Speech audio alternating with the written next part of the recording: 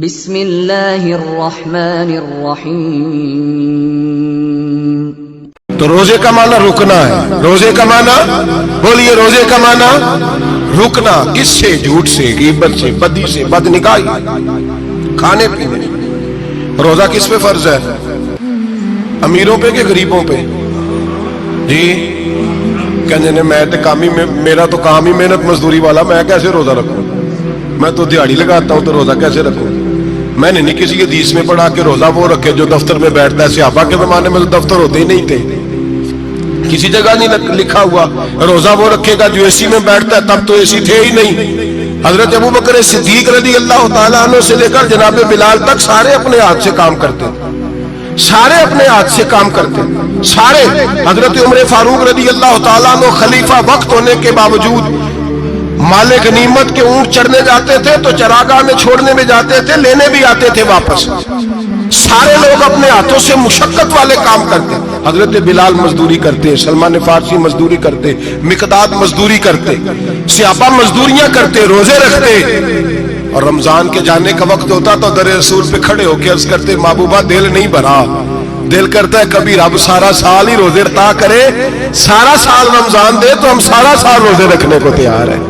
جذبہ تھا، طاقت تھی، ہمت تھی۔ آج نوجوان لڑکا ہے کہتا ہے مجھ سے بھوک برداشت نہیں ہوتی۔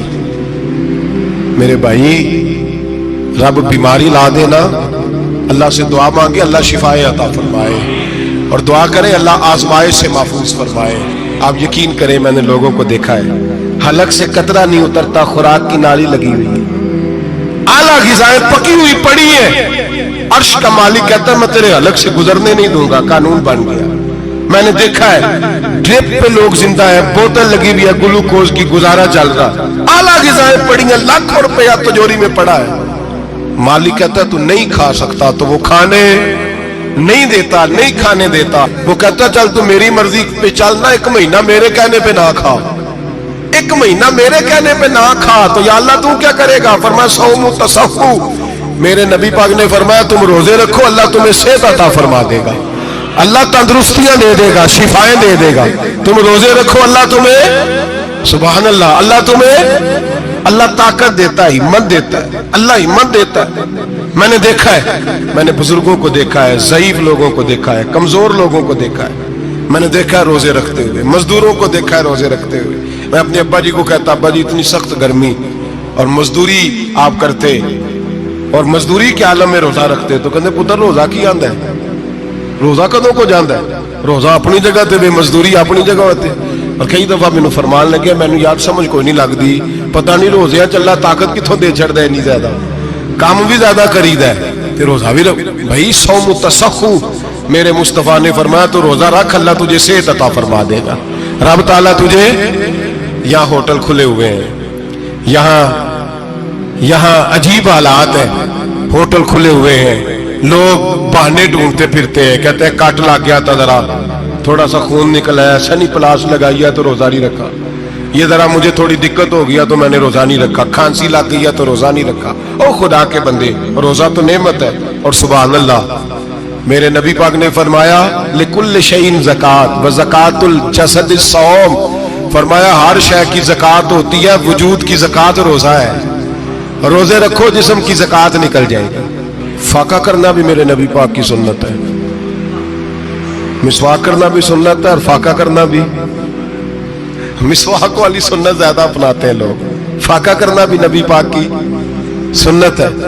ایک صاحب مجھے کہنے لگے جناب بیٹھ کے کھانا حضور کی سنت ہے، میں نے کہا کبھی کبھی نہ کھانا بھی نبی پاک کی سنت ہے، نہ کھانا بھی حضور کی سنت ہے۔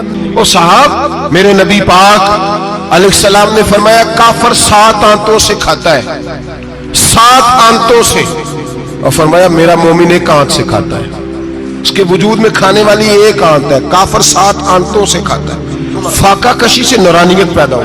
یہ بھی وقت آئے گا رمضان شریف کا، سویرے درس پہ آؤ کہتے نیند بڑی آتی ہے، سویرے 2 سپارے پڑھ کے سویا کرو کہتے صاحب نیند بڑی آتی ہے، فجر کے بعد یہ تو وقت ہوتا ہے اللہ اللہ کرنے کا، شہری کا، کھاتے جا رہے ہیں سو، لوگ جماعت سے نماز نہیں پڑھتے سو جاتے، جماعت کا ثواب چھوڑ کے سو جائیں گے۔ بھائی رمضان مبارک میں فاقہ کشی کی ٹریننگ ہوتی ہے، فاقہ کشی کی تربیت لے رمضان میں، روکے اپنے آپ کو، تربیت ہوگی۔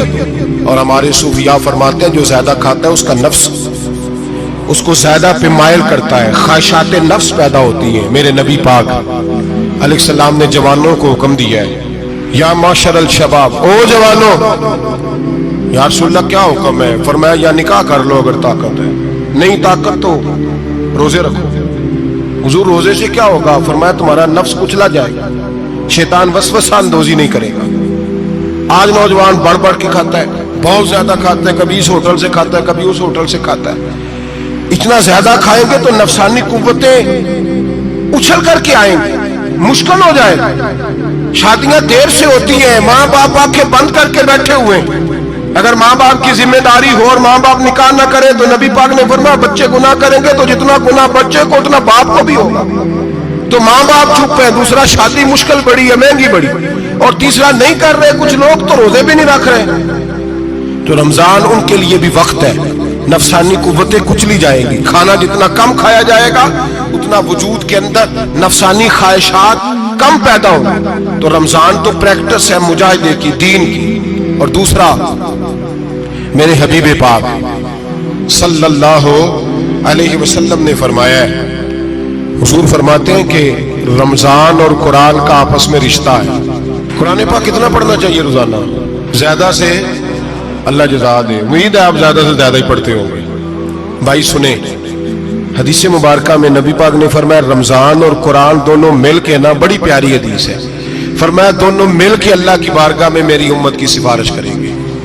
رمضان اور اللہ اکبر، کس طرح؟ نبی پاک فرماتے ہیں رمضان کہے گا اے اللہ دن کے وقت میں نے اسے تیری رضا کے لیے کھانے پینے سے باز رکھا، اور قرآن کہے گا یا اللہ رات کو تیری رضا کے لیے کھڑا ہو کے یہ قرآن سنتا تھا۔ رمضان اور قرآن دونوں سفارش کریں گے۔ ہم نا بڑا کچھ پڑھتے ہیں، سنتے ہیں، سیکھتے ہیں، اب یقین کریں یہ کھاتے بھائی کا بھائی سے اختلاف ہو جانا تو وہ 30 سال پرانے کھاتے کھول کے لے آتا ہے، ساری رات ڈھونڈتا ہے کہ میرے پیسے کہاں سے نکلتے، پڑھ لیتا ہے۔ قرآن پاک کی باری آتی ہے تو نہیں پڑھتے قرآن پاک۔ ابا جی کا ختم ہوتا ہے تو مانگتے پھرتے ہیں، کہتے 2 قرآن پاک 10 قرآن پاک۔ یہ باتیں بتانی نہیں چاہیے، کرنی نہیں چاہیے، لیکن چونکہ تربیت کے لیے بیٹھا ہوں تو کر دیتا ہوں۔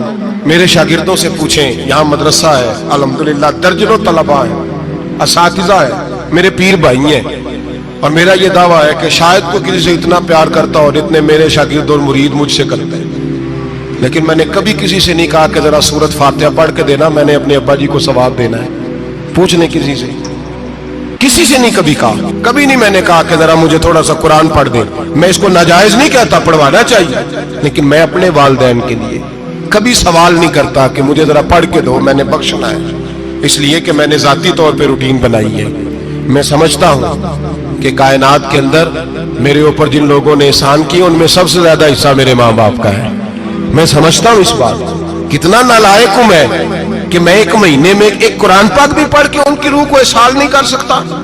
میرا یہ طریقہ ہے ذاتی، میں قدغن نہیں لگاتا، میرا ذاتی طریقہ یہ، الحمد سے شروع کرو اور 2 سورتیں چھوڑ کے قرآن پاک ختم کر دو آخری، اور پھر فلق اور ناس صورتیں ساتھ لے جاؤ۔ یہاں بیٹھ کے سالے ثواب نہیں کرنا، ختم نہیں دلانا، ساتھ لے جاؤ، قبر پہ کھڑے ہو جاؤ اور فلق اور ناس صورتیں قبر پہ بیٹھ کے تلاوت کرو، اور جو قرآن مجید پڑھا ہے ان کی روح کو وہاں احسال کرو۔ اور بھائی اولاد جب ماں باپ کے لیے پڑھتی ہے تو اسے کہنا نہیں پڑتا اللہ بخش دے، اس لیے کہ اولاد کی نیکیاں خود بخود ماں باپ کے کھاتے میں جمع ہوتی ہیں، خود نیکیاں جمع ہوتی ہیں۔ میرے بھائی تو بچوں سے یہ تو مطالبہ کرتا ہے کہ بیٹا اس سال رمضان المبارک میں میرے لیے ستو ضرور بنانا، فلانی چٹنی ضرور تیار کرنا، یہ کیوں نہیں کہتا بیوی سے کہ ڈشیں کم بنانا، تو بھی بیٹھ کے قرآن پاک پڑھ، میں بھی قرآن پاک پڑھتا ہوں۔ ادھر آؤ بیٹا یہاں بیٹھ کے تلاوت کرو، میں بھی کرتا ہوں۔ بیٹی ادھر آؤ بیٹھ کے قرآن پاک پڑھو، کتنا وقت لگتا ہے؟ حافظ اور قاری اور علماء اگر پڑھے تو 20-25 منٹ لگتے ہیں قرآن پاک کا سپارہ پڑھنے، اور اٹک اٹک کے پڑھنے والا بھی پڑھے تو 1 گھنٹہ لگ جائے گا۔ اور میرے نبی پاک صلی اللہ علیہ وسلم نے فرمایا جو قرآن پڑھتے ہوئے اٹکتا ہے اللہ اسے ڈبل ثواب عطا فرماتا ہے۔